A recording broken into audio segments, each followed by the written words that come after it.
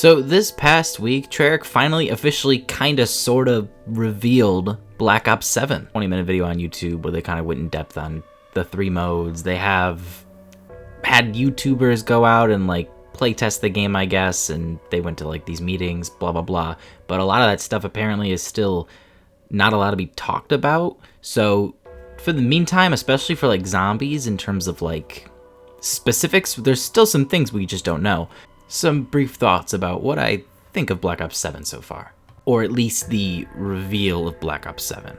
And right off the bat, I can say to people who are expecting this to feel just like Black Ops 2 or hell even like 3 or 4, I mean, no one really wants it to feel like 4 though, to an extent, right?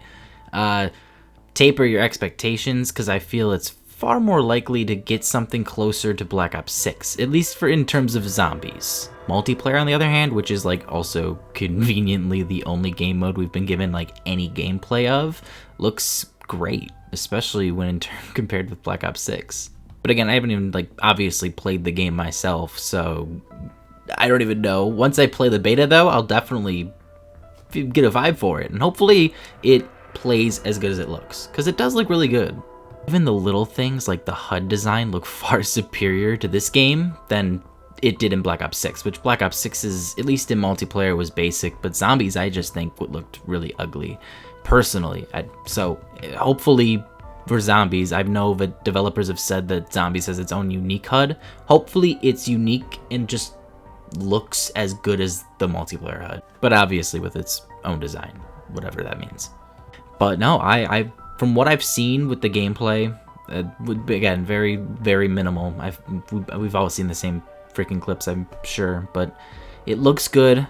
I'm liking what I'm hearing in terms of just today, Call of Duty came out and said that they're not having any skins transfer over from Black Ops 6 to 7, and they said that they're gonna focus on making the game skins more fit with the tone of the game, and I appreciate that, I do, because I think, you know, art direction and that shit plays a huge part in, I think, the overall experience, especially with zombies in mind. Like having the American Dad alongside Weaver and like Maya, but in like a pajama Christmas outfit, it was just weird. I didn't really fuck with it, so I'm glad to hear that. Obviously, I know there's still going to be skins in the game. I'm not saying that Treyarch's just going to throw away that model, or Activision rather, Microsoft rather, but it makes a fuck ton of money, so like I can expect it. But I'm glad to hear that they're putting more thought into the skins that they release into the game. But yeah, with carryover gone for Black Ops 7, I think that gives Treyarch to make Black Ops 7 feel a bit more unique, especially when compared to Black Ops 6, or as what people are calling Black Ops 7, Black Ops 6.5. And, you know, until I see the game, I am inclined to agree with them. I mean, when have back-to-back sequels been a good idea ever for games? Particularly Call of Duty games. I mean, even those sequels like Left 4 Dead 1 and 2 back in the day, Left 4 Dead 2 got backlash because it came out right after Left 4 Dead 1. But for Call of Duty specific, Modern Warfare 2 and 3, sure, 3 in hindsight is far better received in overall, at least, compared to Modern Warfare 2. Sales-wise, Modern Warfare 2 sold significantly more than Modern Warfare 3. Now with Black Ops 7, at least with what the initial reception has been, which has been pretty poor, just like Modern Warfare 3, it's not looking good sales-wise for this game. And it's a shame, because I think Black Ops 7 might just be the better game between Black Ops 6 and 7. And I feel that reception carries over from Modern Warfare 3 to Modern Warfare 2, at least in terms of its multiplayer. And I think Black Ops 7 is going to underperform Black Ops 6 because of the back-to-back releases. I just don't, I can't really comprehend why Activision would think, or Treyarch, whoever the hell called the shots on that one, thought that would be a good idea. I mean, I could be totally wrong, and Black Ops 7 becomes like the best-selling game ever. But with Battlefield 6 releasing alongside it, actually before it by like a month in October, I don't know. It seems like they're shooting themselves in the foot with this one. I feel like Black Ops 7 could be the revolutionary game that Call of Duty needs right now. to stay relevant. But I don't know. We'll have to see. But the back-to-back Black Ops sequels, I think, was a shot in the foot. Especially when throwing that famous 4-year development line out for Black Ops 6. Like, it seems clear as day now that that 4-year development time was for Black Ops 6 and 7. Like, just realistically, right? So, does that mean Black Ops 6 was, like, thrown together, whereas Black Ops 7 is going to be their true, reformed, refined, next-gen experience? I don't know. We'll really just have to see, but maybe this is the meat and potatoes that they've been cooking for us. And maybe that applies to zombies as well. I'm not saying that the gameplay systems are going to necessarily change. I don't expect that. It's already been made abundantly clear that they're sticking in this direction. But with that said, survival mode's going to be back, and I think that that's huge. Hopefully grief mode returns, and hopefully they have a private match option for grief mode. That'd be cool. Maybe a classic mode, but again, we're talking, let's talk maps. I think if the leaks are true in any regard, and so far they seem true, especially with this Transit Reimagined being the first map, which was, that's always been the rumor. These other maps with like an active volcano, there's so many like interesting map like concepts in here, and that gets me excited, because I feel like Black Ops 6 was, and not to diss on Black Ops 6's maps as a whole, and I've barely played the Reckoning, given, you know, my personal life, but it's those maps, and from what I've played of the Reckoning and all the other Black Ops 6 maps, they just feel significantly soulless in a way. They feel more close, more in line with Cold War's maps than Black Ops 1 through 3, 4 included actually.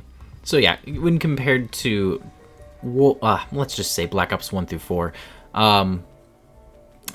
these Black Ops 6 maps feel much more aligned with the Cold War design of maps, facility-based, lots of computers and tech scattered throughout the map. Like, it feels like just the same old. Like, not to say that these maps haven't been beautiful. I mean, Terminus, gorgeous map. I love Terminus. Or Citadel, or Shattered Veil. All these maps have been really beautiful. So that's not to diss on the art design. It's just the setting. I feel like the most unique one that we've gotten was the Tomb. And I think the Tomb, unfortunately, just wasn't the map it should have been. And I think that if it was an experience that was like a grander experience, I think that could have really saved the reputation of Black Ops 6 Zombies as a whole. I think DLC 2 was a make or break map, and they went in such an interesting route with that map. They just, again, I think they shot themselves in the foot with the Tomb, which is a recurring theme for this this game. Shooting themselves in the foot, that is. But yeah, I don't know. And I wouldn't say soulless. I take that back. I guess I would say grounded, a more grounded look. I mean, just for example, Black Ops 1, you have the game starts with a map that takes place in a rundown theater and the Pentagon, and by the end of it, you are on the fucking moon, and like it's you just could go anywhere. And I feel like with Cold War and the limitations of Cold War, it really excuse that sort of design.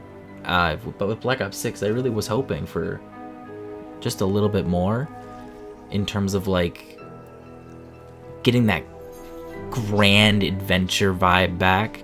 And I think to some regard it did. I think Shattered Veil's Easter egg is the best in the game, especially with like the portals that open up to the different dimensions, and you go in there and you speak to these people, or they tell their stories, or whatever the fuck. That's cool, and that really reminded me of the old Jason Blundell-esque storytelling technique that he would do often in his maps, and that was great. So if the map design in Black Ops 7 looks anything like that aspect of classic Zombies, I think it's gonna be a better game than Black Ops 6, because I think the maps are a really huge thing for a lot of, at least, I guess, the classic zombie players. There's plenty of people that love Black Ops 6 as is, and I respect that, and, you know, I'm not the primary target audience anymore, I get that.